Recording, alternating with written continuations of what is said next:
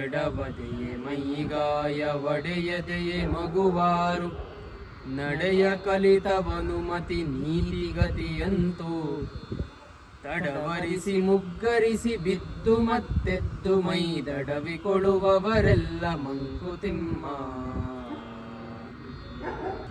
ಒಂದು ಮಗು ಮೊದಲನೇ ಸತಿ ನಿಲ್ಲೋದನ್ನು ಕಲಿಯುವಾಗ ಅಥವಾ ನಡೆಯೋದನ್ನು ಕಲಿಯುವಾಗ ಹಲವಾರು ಸತಿ ಬೀಳುತ್ತೆ, ಏಳುತ್ತೆ, ಗಾಯ ಮಾಡ್ಕೊಳ್ಳುತ್ತೆ, ಮೈ ತರ್ಚ್ಬೋದು, ಏನಾದರೂ ಆಗ್ಬೋದು. ಆದರೆ ಆ ಮಗು ನನ್ನ ಕೈಲಿ ಆಗಲ್ಲಪ್ಪ ಇದು ಅಂತ ಹೆದರ್ಕೊಂಡು ನಿಲ್ಲಿಸ್ಬಿಡತ್ತಾ? ಇಲ್ಲ, ನಿಲ್ಲೋದನ್ನು ಅಭ್ಯಾಸ ಮಾಡುತ್ತೆ, ನಡೆಯೋದನ್ನು ಅಭ್ಯಾಸ ಮಾಡುತ್ತೆ.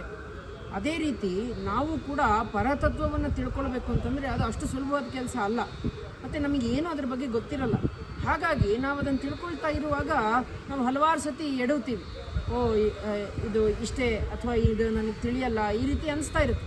ಆದರೆ ಅದು ಏನೇ ಆದರೂ ಕೂಡ ನಾವು ಮತ್ತೆ ನಮ್ಮ ಮೈಯನ್ನು ಕೆಡುಕೊಂಡು ನಾವು ಎದ್ದು ನಿಂತು ಅದನ್ನು ಪರತತ್ವವನ್ನು ಕಲಿಯೋದ್ರ ಕಡೆ ಪೂರ್ತಿ ಶ್ರಮವನ್ನು ಹಾಕಬೇಕು.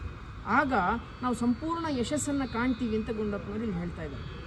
ಹಾಗಾಗಿ ಒಂದು ಮಗುವಿನಲ್ಲಿ ಯಾವ ರೀತಿಯ ಇನ್ನೋಸೆನ್ಸ್ ಇರುತ್ತೆ ಮತ್ತು ಯಾವ ರೀತಿಯ ಒಂದು ಉತ್ಸಾಹ ಇರುತ್ತೆ, ಅದೇ ರೀತಿ ಪರತತ್ವವನ್ನು ಕಲಿಯುವಾಗ ನಮಗೂ ಇರಬೇಕು.